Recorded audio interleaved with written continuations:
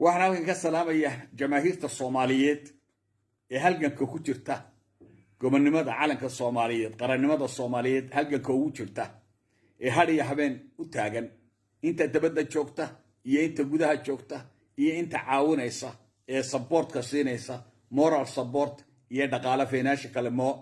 support siinaysa aad iyo aad baan idin salaamaya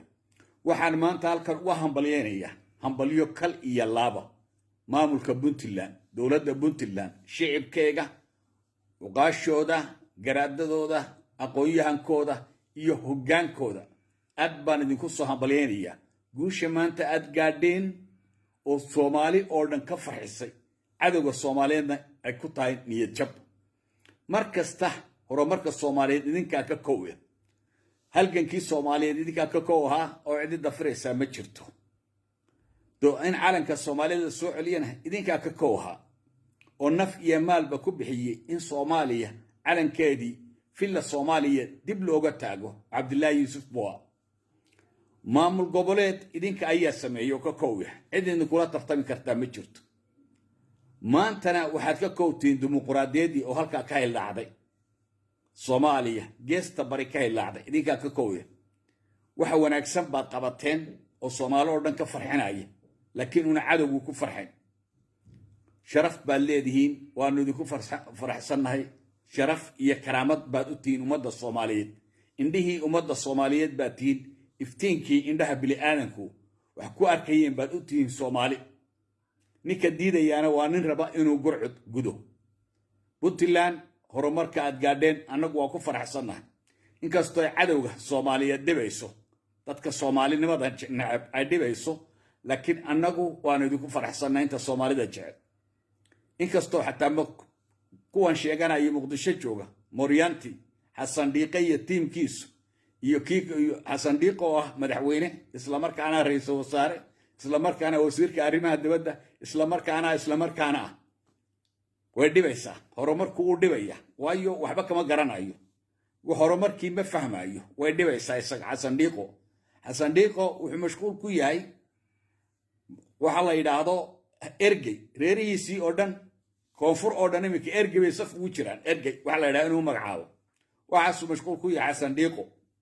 horumarka aad gaadheen iyo waxaas isaga xanuun bay ku tahay xanuun way dhibaysaa laakiin u joojin maysaan horumar baad samayseen horumarkaas hore u sii socda Soomaali indhaheedii baana tiin wayna idinku dayanayaan inta kale ee Soomaaliyeedna idinka oo bay idinku dayanayaan sida horeba idinku dayin jireen halgankii idinka idinku daydeen maamul goboleedka markii la sameeyay idinka idinku daydeen maantana dimuqraadiyadii baad u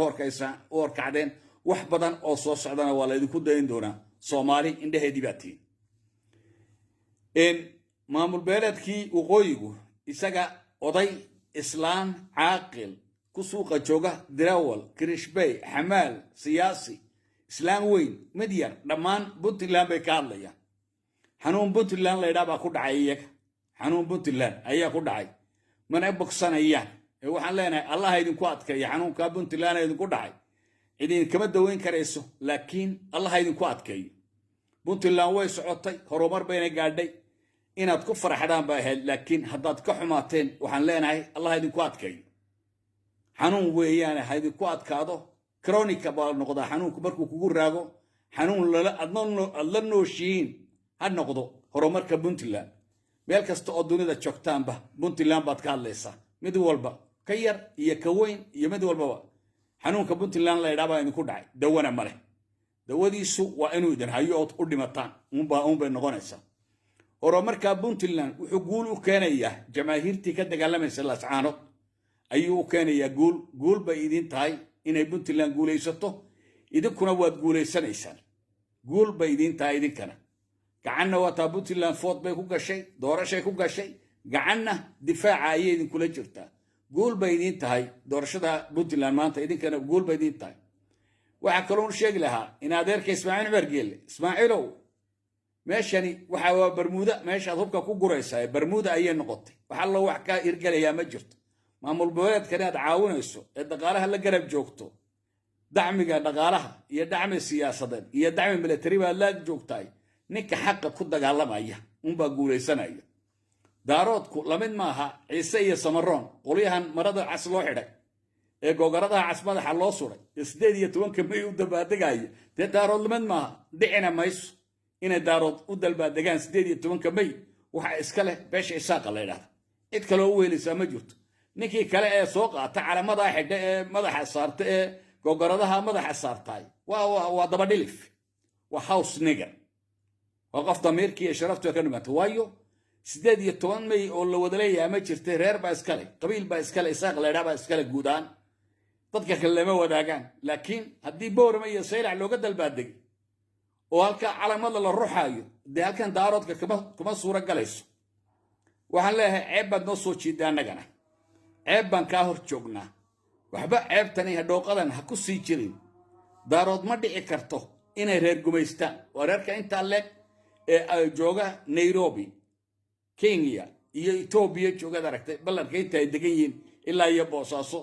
diyaaradda ka soo kacda Nairobi 3 saacadood bay soconaysaa oo Boosaaso u soconaysaa waana dhul daaro marka waa joog ninka la yiraahdo waan qabsanaya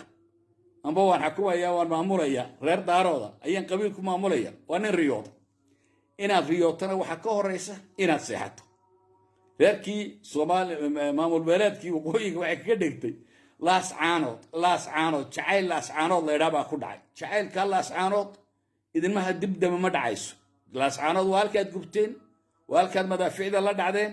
waa halkaad caruurtii qixiseen waa halkaad dhakhtaradii gubteen waa halkaad iskuuladii gubteen waa halkaad dad iyo dunyaba aad baabiiseen waan jecelahay wax dhici kara maaha jacayl waxaas lama yidhaahdo waa cadowtinimo iyo isirnacayb iyo daaroodna cayb weey waxa idin hayahay laakiin halkaas waa inaad ka quusataan quus waaryaada kala quusanne qooma la'aada inaad iskaga quusataan weeye saasaa laydin qaatay amba ismaan mergel huba idin keeno ama meel kale huba idinka yimaadeen waxa la hubku waxa ma taro kaliya hubku moral buu u baahan yahay wax moral la yidhaahdo cid moral ku dagaalamaysa ma jirto waxaad ku dagaalamaysaa waa hees iyo been iyo propaganda waxaad ku hubaysantihiin waa been iyo propaganda iyo hees iyo wax aan jirin iyo oday hadlay iyo islaan hadashay iyo habar hadashay iyo dirawal hadlay iyo krishbay hadlay oo halka media fadhiya taasaad ku hubaysantihiin wa hadal la meel laguma gaaro hadal virtual meel laguma tago laas caaran laguma qabsado ugu dambayn mar kale waxaan bogaadinayaa Puntland waxa kaloon hambalyeynaya jamaahiirta Soomaaliyeed aad iyo aad waad guuleysanaysaan doorashada Puntland ka dhacday iftiinka Puntland ka dhacay Soomaaliya dhan inuu gaarana waan rajaynaynaa Soomaaliya inay qaran noqoto waa xasan dhiiqo ilaahay ka saaro waa dhiiqo iyo ayaa dhax fadhiya Soomaaliya waan niga arkay ninkii qarannimada bartadeeyay way hatta af carabiga uu bartadeeyay wax kale ka hadlay wala garan waay hatta translation waa loo wuxuu ku hadlay wuxuu mashquul ku yahay waxa la yiraahdo ergey reerihiisii oo dhan ergey u magacaabo ayuu mashquul ku yahay aad baan idin salaamaya Soomaali meel kasta oo dunida joogtaanba inta Soomaalinimada jecel ee qaranka Soomaaliyeed jecel ee caalamka Soomaaliyeed jecel ee ciidda Soomaaliyeed jecel ee midnimada Soomaaliyeed jecel meel kasta oo joogtaanba waa idin salaamaya farintayda waxaan jecelahay inay gaadho reer Puntland iyo inta Soomaalida jecel aad baan idin salaamaya